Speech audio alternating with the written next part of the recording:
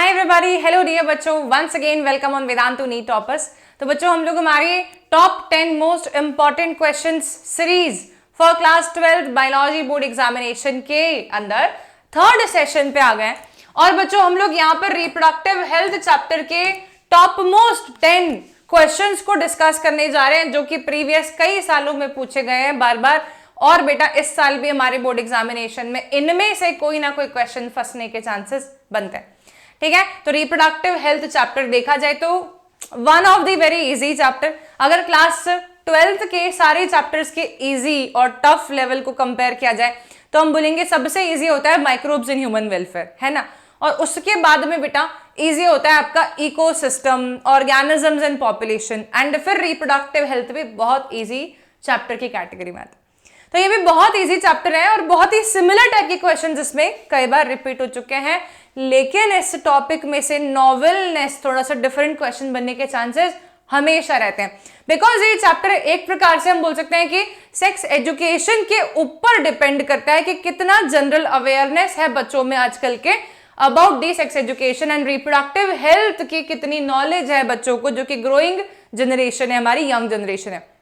ठीक है, सो थोड़े मॉडिफाई करके थोड़ा अपना दिमाग इस्तेमाल करने वाले क्वेश्चंस भी आपको यहां पर देखने को मिल सकता है। ओके, तो देखिए सबसे पहला क्वेश्चन हमारे पास में आता है। फर्स्ट क्वेश्चन है, the alarming population growth is leading to scarcity. देखो मैंने पहले ही कहा था कि यहाँ थोड़ा अपना दिमाग लगाओ, थोड़ा अपने शब्दों में बयां करो कि भाई हम क्या कर सकते हैं। अच्छा ठीक है, वैसे क्वेश्चंस भी हमारे सामने आ सकते हैं। तो देखिए, the scarcity of basic requirement suggest with reason any two population control measures other than the contraception बोल रहा है बेटा to address the situation। और आप देखिए सीबीएसई सैंपल पेपर 15 में आया था, 17 में आ गया, 18 में आ गया, रिपीट हो गया क्वेश्चन। ठीक है, तो यहां पर ये क्वेश्चन है बहुत इंपॉर्टेंट एंड इसमें हमसे पूछ रहे अदर देन दी कॉन्ट्रासेप्टिव मेथड्स बताना है। तो क्या बता सकते हैं? तो देखो यहां पर हम बोल सकते हैं सबसे पहला एक तो हो सकता है इंक्रीजिंग द मैरिजेबल एज, है ना। तो हम यहां पे लिख सकते हैं इंक्रीजिंग द मैरिजेबल एज। ठीक है, अब बेटा ये बात तो बिल्कुल सही है। क्यों? देखो आप आज से कुछ 25 साल पहले वाले लोगों को देखो, 50 साल पहले वाले लोगों को देखो, तो आप देखोगे कि उनके घरों में जो बच्चों का नंबर है कुछ ज्यादा ही। ठीक है, क्योंकि मैरिजेबल एज कम थी, है ना, तो छोटे बचपन में शादियां हो गई लोगों की, तो उनके घर पे प्रोजेनीज भी बहुत सारे हैं। ठीक है, और क्योंकि उन्हें फर्टाइल पीरियड ज्यादा मिला, है ना। और अगर मैं बोलूंगी कि यार मैरिजेबल एज को बढ़ा देना चाहिए, तो उसके बाद में लोगों को फर्टाइल पीरियड कंपैरेटिवली कम मिलेगा। और ऑब्वियस सी बात है कि उस ड्यूरेशन में अगर वो एजुकेटेड लोग भी हैं तो वो प्रोजेनीज का नंबर जो है कंपैरेटिवली कम ही रखेंगे। तो इंक्रीजिंग द मैरिजेबल एज यहां पर हम लिख सकते हैं early marriages may lead to more number of progenies। ठीक है, क्या रीजन हो सकता है? Due to lack of knowledge about family planning. ठीक है, इन्हें फैमिली प्लानिंग का नॉलेज नहीं होता बेटा। ठीक है, एंड इस कारण से हम ये बोल सकते हैं कि कहीं ना कहीं मैरिजेबल एज को बढ़ा देना चाहिए। तो हम लिखेंगे hence marriageable age was fixed by government, है ना। और क्या मैरिजेबल एज बेटा फिक्स कर दी है? ठीक है, for females it is 18 years, for mails it is 21 years. लेकिन अब के जमाने के लोग इस एज में भी मैरिज करना, बचपन में ही शादी मानेंगे, because everybody have that own motives कि हमें जिंदगी में ये करना है वो करना है, और ये इतनी कम एज में तो अचीव करना बहुत मुश्किल होता है बेटा, इजंट इट। ठीक है, तो हमारे से एक तो रीजन बन गया। सेकेंड रीजन हम क्या बोल सकते हैं? तो हम बोल सकते हैं कि सेकेंड रीजन जो है उसमें गवर्नमेंट कैन प्रोवाइड इंसेंटिव, ठीक है, टू स्मॉल फैमिली, है ना। तो जिनकी फैमिली छोटी हो उन्हें गवर्नमेंट कुछ gift, incentive, monetary benefit provide कर सकती है ताकि लोगों को अवेयरनेस रहे कि यार छोटी फैमिली होती है तो गवर्नमेंट भी सपोर्ट करती है, अगर बहुत बड़ी फैमिली होगी तो गवर्नमेंट का सपोर्ट भी नहीं मिलने वाला।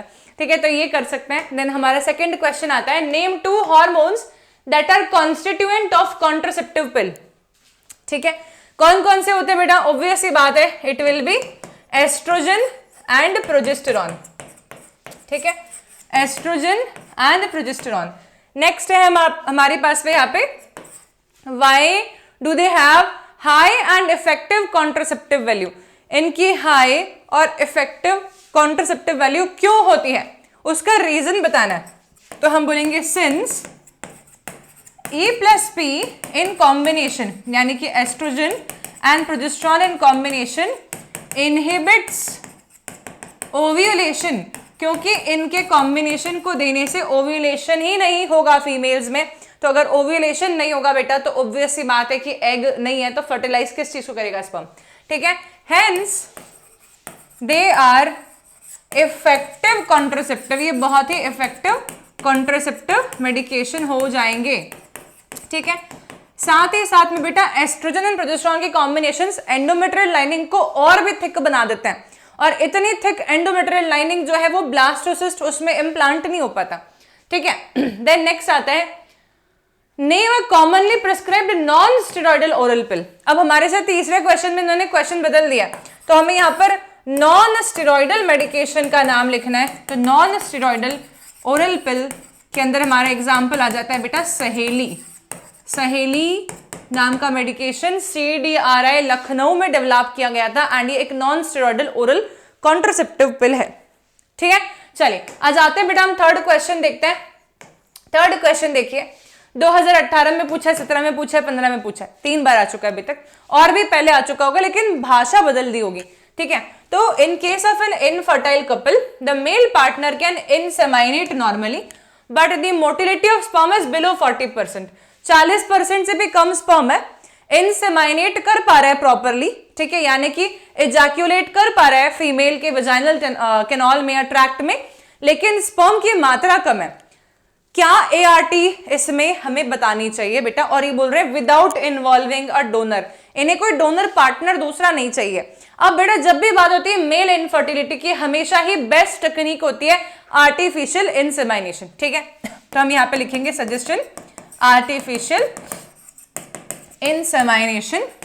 ठीक है, और इसमें करते क्या है, इन दिस द स्पर्म्स, ठीक है, from husband will be injected in vagina or uterus of the female or wife। ठीक है बेटा, ये हो जाएगा, है ना। इसमें the spermatozoas of the husband will be directly transferred to the vagina of the female or the uterus of the female partner, so that यहां पर स्पर्म की मात्रा कम है एजैक्यूलेट के अंदर, अगर डायरेक्टली यूट्रस में पहुंचा दिए जाएंगे स्पर्मेटोजोआ तो चांसेस रहेंगे कि फर्टिलाइजेशन हो जाए। तो हम वेजाइनल नहीं लिखते बेटे यहाँ पे, बिकॉज हम ये देख पा रहे हैं कि नॉर्मल इंसेमाइनेशन में तो प्रॉब्लम नहीं है मेल को, तो हम डायरेक्टली यूट्रस लिखेंगे, और इसीलिए इसको हमें क्या बोलना पड़ेगा, इंट्रा यूट्राइन इंसेमाइनेशन। IUI नाम है बेटा इसका। ठीक है, इंट्रा यूटेराइन इंसेमाइनेशन टेक्निक हमने यहां पर इसको सजेस्ट कर दिया। चलिए, तो हमारा हुआ क्वेश्चन नंबर 3 कंप्लीट। अब आता है question number 4, list any 4 characteristics of the ideal contraceptive. Ideal contraceptive के 4 कैरेक्टरिस्टिक्स बताइए, मैं आपको बोल के बता देती हूं। ठीक है, आइडियल कॉन्ट्रासेप्टिव जो है easy to use, should allow privacy to the user, they should be cost effective and not very costly, definitely should be affordable by almost everyone। ठीक है, they should be safe as well as effective। ठीक है, least side effects, है ना, ये सारी चीजें होनी चाहिए, reusable वगैरह वगैरह। 4 बोले उन्होंने, 4 बता देंगे कोई से भी उसमें से। Name 2 intrauterine contraceptive devices that affect the motility of sperm।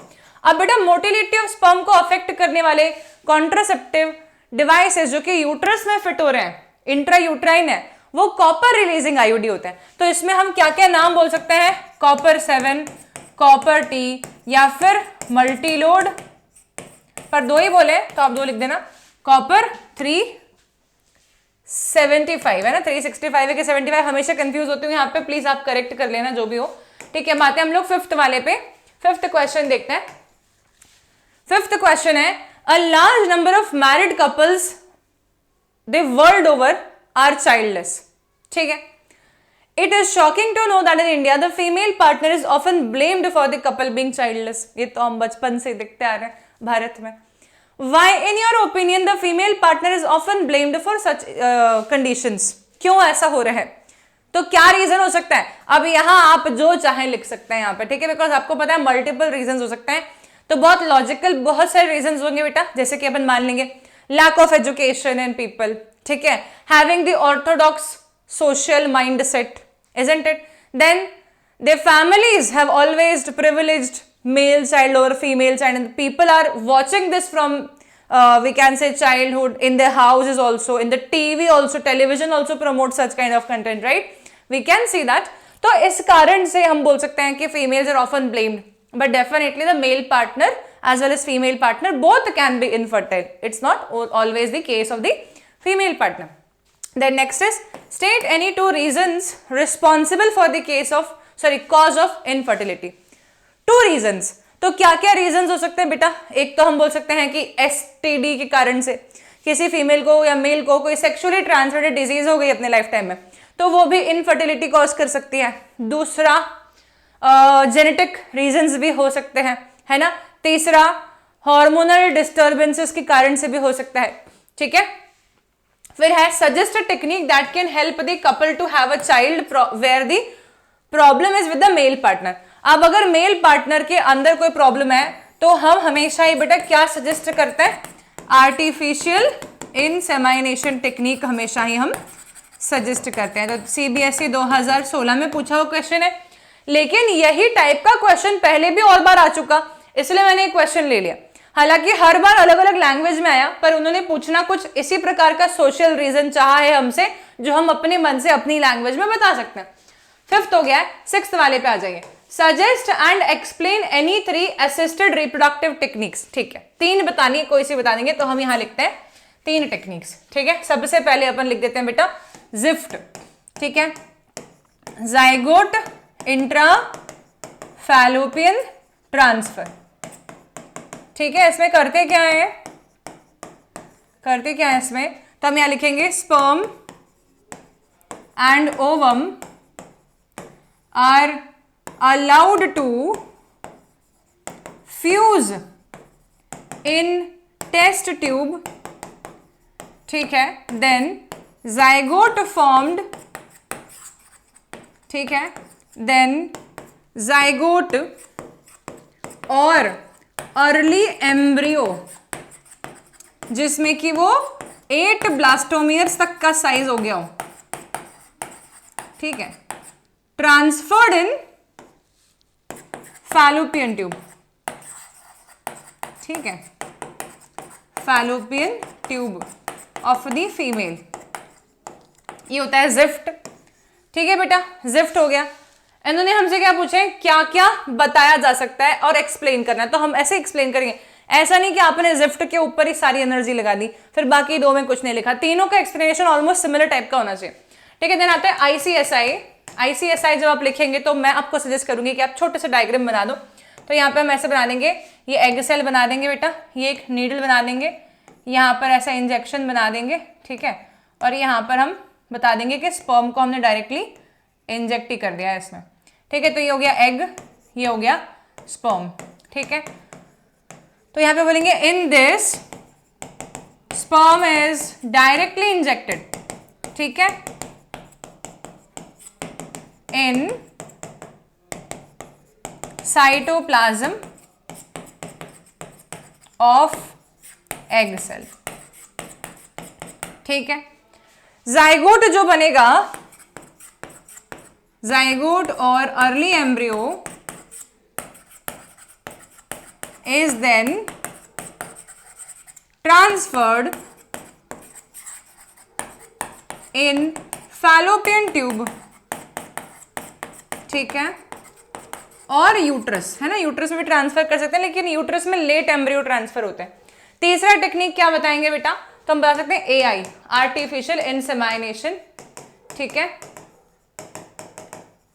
और ये मैंने आप लोगों को पहले ही लिख के दे दी थी कि क्या होता है इसमें, तो ये आप लोग खुद लिख सकते हैं। अब आर्टिफिशियल इंसेमिनेशन में मेल पार्टनर से जो स्पर्म्स हैं वो कलेक्ट करके फीमेल पार्टनर के इधर वजाइना या फिर यूट्रस में इंजेक्ट किए जाएंगे, और इन विट्रो की जगह इन वीवो ही फर्टिलाइजेशन यहाँ पे हो जाएगा, ठीक है, बॉडी के अंदर ही फर्टिलाइजेशन होने वाला है।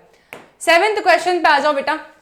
Mention the location at which following surgical procedures are applied. Tubectomy होता कहाँ है, वैसेक्टोमी होता कहाँ है। तो बेटा आपको मैं याद बता दूं कि स्टरलाइजेशन टेक्निक्स के ऊपर भांति भांति के क्वेश्चंस आ सकते हैं, ठीक है, कि स्टरलाइजेशन टेक्निक्स को एंड टेक्निक्स आखिरी में क्यों परफॉर्म करते हैं, या आखिरी चॉइस क्यों मानते हैं, रिवर्सिबल नहीं होती हैं कि रिवर्सिबल होती हैं। स्टरलाइजेशन टेक्निक के डायग्राम बना के पूछ सकते हैं कि ये किसका फोटो है, ये किसका फोटो है, या ये पूछ सकते हैं कि स्टरलाइजेशन टेक्निक में गैमीट बनना बंद हो जाता है कि गैमीट का ट्रांसफर बंद हो जाता है, गैमीट का ट्रांसफर बंद हो जाता है, ट्रांसपोर्ट बंद हो जाता है, ठीक है। तो ट्यूबेक्टोमी बेटा किसमें होता है, फैलोपियन ट्यूब ऑफ फीमेल, है ना, और वैसेक्टोमी होता है बेटा वास डिफरेंस ऑफ मेल। अभी हमसे पूछ ही क्या रहे हैं, कहां अप्लाई कर रहे हैं, तो हम वो नाम लिखेंगे।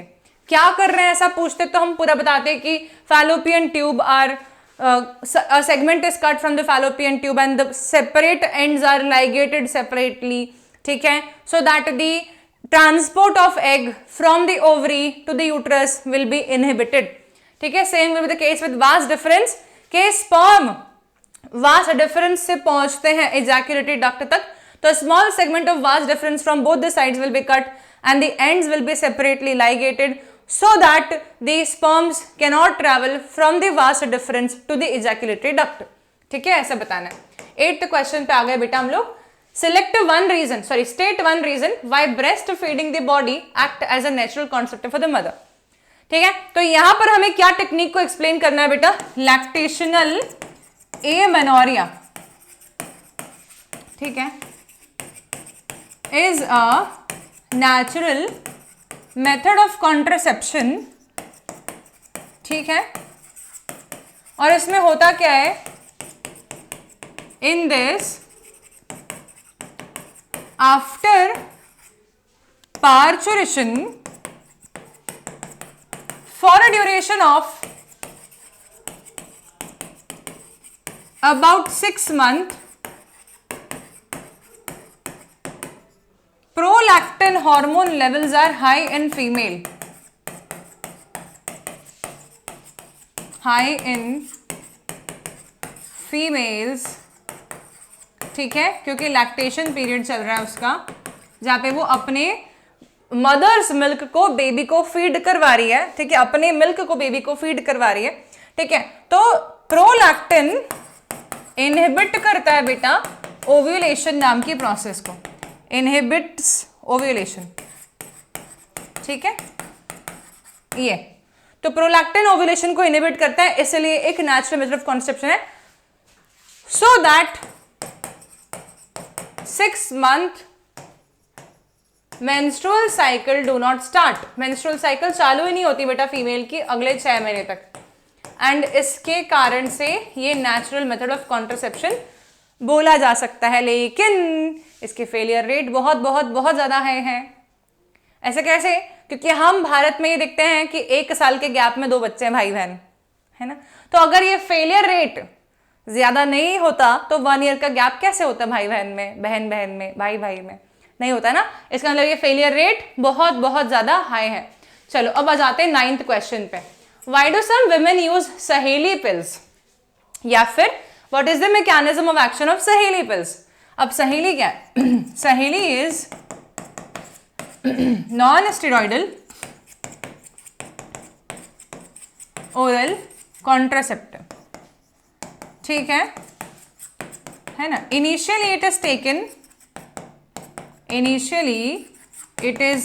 taken ट्वाइस अ वीक, 2 बार खाते हैं बेटा हफ्ते में इसको females initially, for 3 months, then it is taken once a week. ठीक है, तो इसके कारण से frequency of administration is low, है ना, फ्रीक्वेंसी कम है खाने की भी, हफ्ते में 1 ही बार खानी है, and side effects are also low, hence females will be preferring this medication over the steroidal ones. Oestrogen progesterone combination के ऊपर ये प्रेफरेबल हो जाएगा बेटा फीमेल्स में. 10वां question, name an IUD that you would recommend to promote the cervix hostility to the sperms. Cervix को hostile बना दे ऐसा आईयूडी बताओ. तो बेटा ऐसा आईयूडी हो जाएगा एस्ट्रोजन एंड प्रोजेस्टेरोन बेस्ड. ठीक है, हम सिर्फ ऐसा नहीं लिखेंगे, सो सॉरी, हमसे सिर्फ नाम पूछा है तो हमको नाम ही बताना चाहिए, तो हम यहां लिखेंगे नाम प्रोजेस्टासर्ट, प्रोजेस्टासर्ट एंड LNG-20. ये सर्विक्स को हॉस्टाइल बनाते हैं क्योंकि ये क्या करते हैं, ये सर्वाइकल म्यूकस को थिक बना देते हैं. इतने थिकनेस पे स्पर्मेटोजोआ जो है मोटाइल नहीं रह पाएगा, ट्रैवल नहीं कर पाएगा. ठीक है, तो इसके कारण से हम ये हार्मोन रिलीजिंग आईयूडीज का यहाँ पे नाम लिखने वाले हैं. चलिए, तो ये आ गया हमारा 10th क्वेश्चन बेटा. इसी के साथ में हमारा ये question practice session top most important questions from reproductive health complete होते हैं. तो हमने क्या देखा, हमने देखा रिप्रोडक्टिव हेल्थ में या तो फिर आईयूडीज पे क्वेश्चन ज्यादा आ रहे हैं, या फिर बर्थ कंट्रोल पे क्वेश्चन आ रहे हैं, पॉपुलेशन को कंट्रोल कैसे करें, जनरलाइज स्ट्रैटेजीज जो गवर्नमेंट को अडेप्ट करनी चाहिए पॉपुलेशन एक्सप्लोजन को रोकने के लिए, या फिर क्वेश्चन आ रहा है natural method of birth control पे, या फिर क्वेश्चंस बेटा आ रहे हैं कहीं ना कहीं कॉन्ट्रासेप्टिव डिवाइसेस एंड मेथड्स पे और ART पे भी आ रहे हैं. तो क्योंकि चैप्टर इतना छोटा है, इसमें से ऐसे क्वेश्चंस बन सकते हैं. लेकिन मैं बता दूं ऑब्जेक्टिव्स के अंदर जो है क्वेश्चन सेक्सुअली ट्रांसमिटेड डिजीज पे भी आ सकता है. ठीक है, तो बेटा आप रिवीजन जब करें तो ये जो टॉपिक्स मैंने बताए हैं इन पे ज्यादा फोकस दे दे, बिकॉज यहीं से क्वेश्चन आपका उठ के इस चैप्टर में से बनना है. चलिए, तो मिलते हैं अगले सेशन में. हम लोग 3 सेशंस कवर अप कर चुके हैं इस सीरीज में, बाकी के बचे हुए सेशंस आपके आने वाले हैं. कल दिन भर वेट करते रहिए बेटा, बहुत सारे सेशंस आपके आते जाएंगे, 1-1, 1.5 घंटे के डिफरेंस में. सारे के सारे प्रीवियस ईयर क्वेश्चंस जो इंपॉर्टेंट हैं कवर अप करके ही जाना एग्जाम देने 19th को. Bye bye everybody, have a great day, good night everyone, and revision कर लीजिए ठीक से इन सारे क्वेश्चंस का. ये सारे क्वेश्चंस एक बारी NCERT में से इनके आंसर्स देख लो कि तुम आंसर्स क्या लिखोगे अगर ये क्वेश्चन तुम्हारे पास आ जाते हैं तो. Bye everybody, don't forget to comment and tell me whether you love this class or not, and also share it with all of your friends so that everyone can come to know the 10 most important questions from the reproductive health chapter.